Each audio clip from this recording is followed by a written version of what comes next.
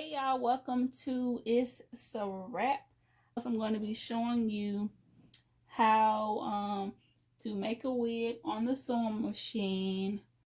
So for the first track, you do have options. You can apply it from here all the way around to here, or you can just kind of stay in like that.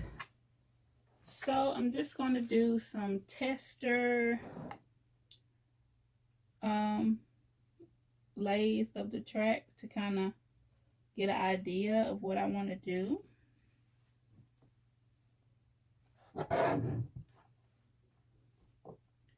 So for example, if I start here, then that could be a track. Then the next one I could bring up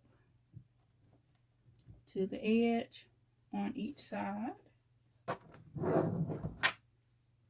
Then I can come here like that. So that'll be about 3 rows.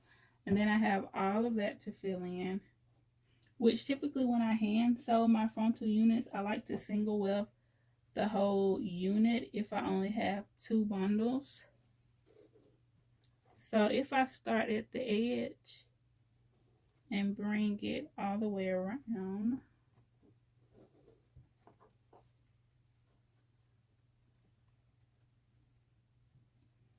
will be 2, and then probably could fit a 3rd one in on the middle. So let me get out my other bundle.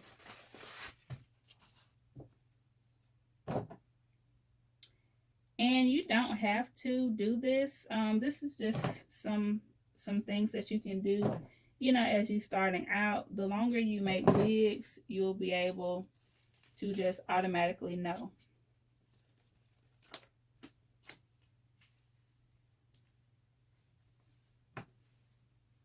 You'll just know how many you need, where you want them to go, etc.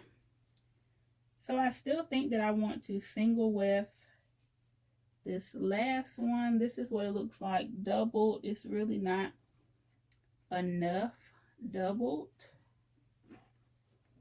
But if I single it, I should be able to fill that in. And with this, track being doubled in the back, I can leave some space in the back. So that's going to work out as well.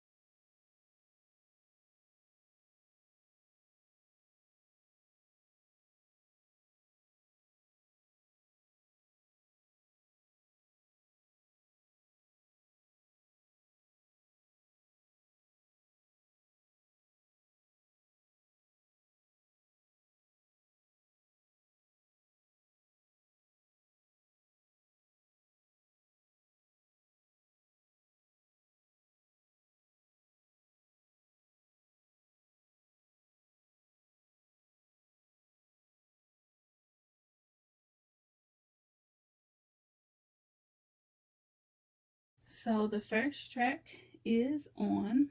The main thing on the bottom track that I keep checking for is to make sure that I'm not sewing through these loops, because I definitely can go back and add these back in and, you know, make it to where you can hook it in the back. That's up to the client or whoever I'm making it for. But for me personally, I know I'm not going to use those, but I still want to make sure that I don't sew through those, just in case I, you know, sell it and the person that buys it needs more customization and so forth. Most of the wigs that I make, that I wear, I do minimal customization so that if someone wants to buy it, I can, you know, fully customize it for them, and it's not already,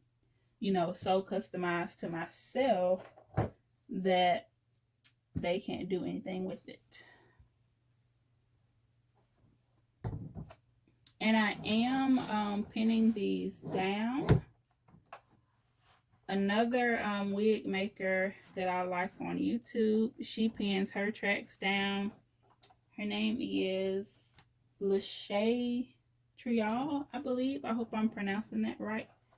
But you know, making clothes and all that, we pin the tracks down, and it's something that I had been thinking about.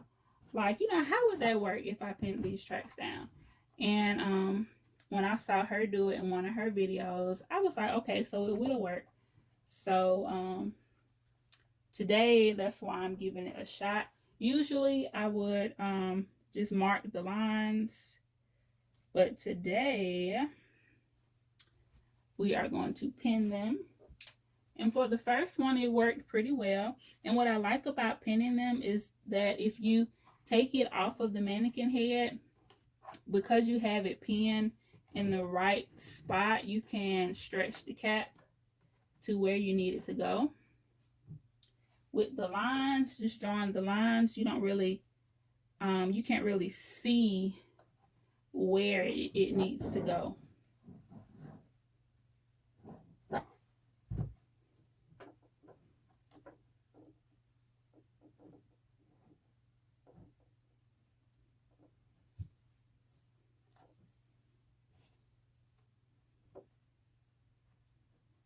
And like I said, because I doubled these, I am going to have a nice little space in the back of here,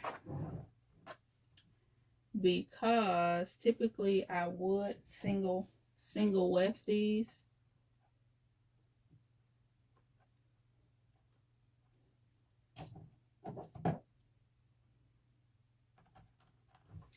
And I need to make sure that I don't run out of hair.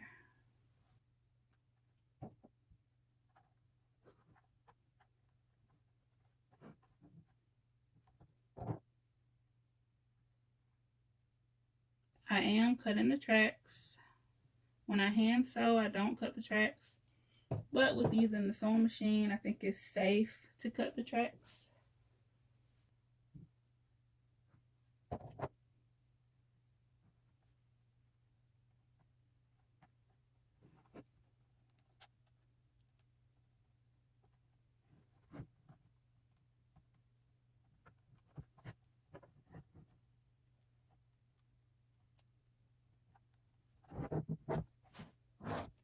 So you see how when I take it off of the cap, you see that gap?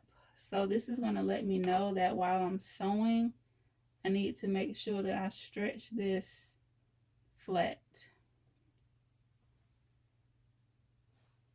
So I'm going to pull my threads. I'm going to put this under the presser foot.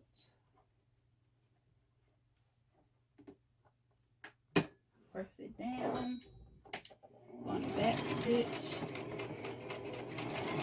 Forward, back stitch. Come forward.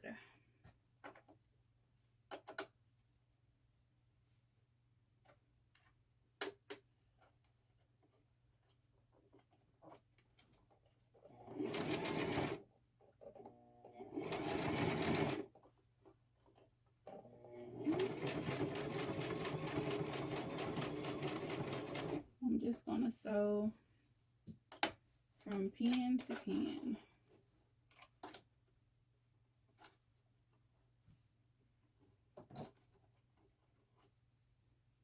And I try to take my pins out. I know when I was straight stitching one time, I kept my pins in and I broke a needle that way. With the zigzag stitch, because the stitch is kind of so wide, it's going to kind of skip over the pin. So that is just going to be up to you all if you you know, think that's something that y'all want to do or not.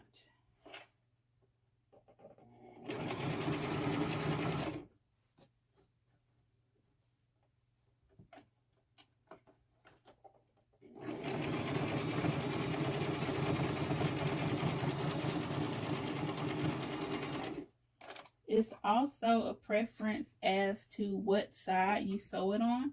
If you want the hair to go up under here, or if you want the hair to be on this side.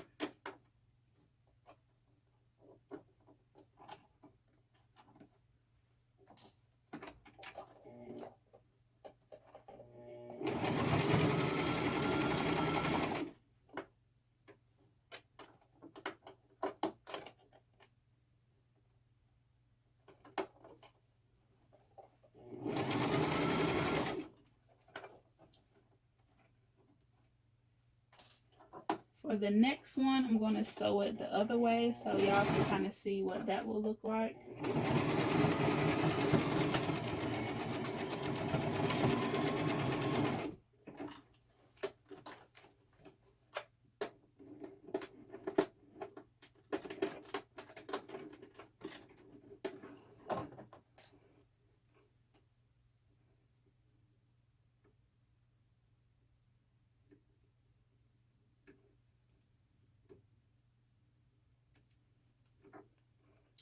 And if you cut your threads as you go, it will kind of make it to where you don't have like a whole bunch of threads to cut at the end of the process. But if that's the way you want to do it, by all means, you can do that. So this is what the inside looks like so far. So at this point, what I think I want to do is split this last track. So I'm going to do that. And to do that, you can use a seam ripper. So where you see those stitches where I double tracked, I'm just going to go through and it's going to separate them apart. Okay, so I split the track and I sewed one on already. This was left over from that piece. So I'm going to sew the other half on now. So I'm just going to place it.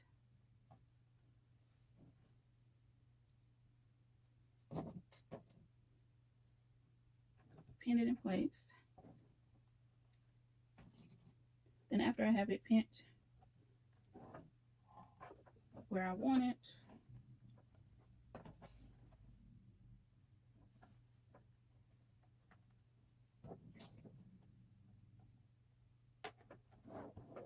I'm going to keep doing the same thing. Going to keep pinning and sewing, pinning and sewing.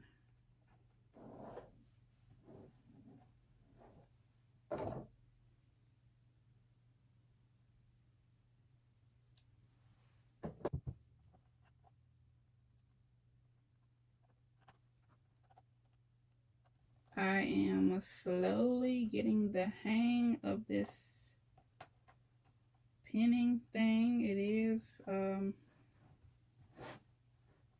quite different, but it definitely helps with the process.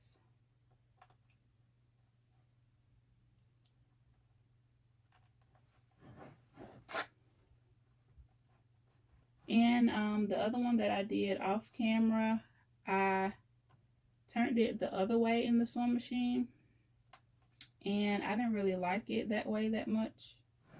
So I'm gonna keep sewing it the other way.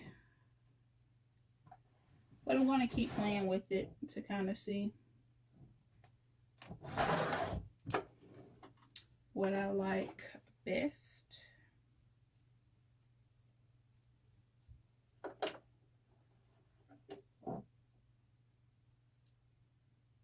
How did I do it? I don't even remember, y'all. It really don't matter which way you put it in there.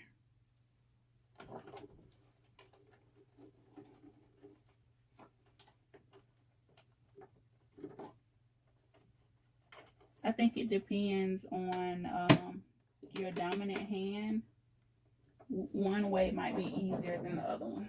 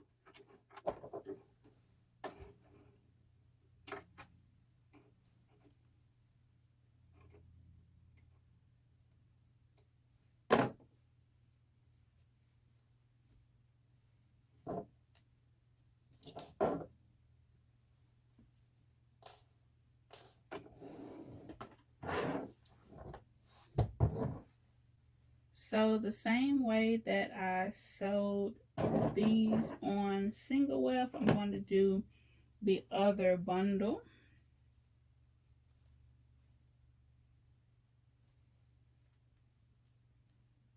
And then I'll come back and show you guys what it's looking like.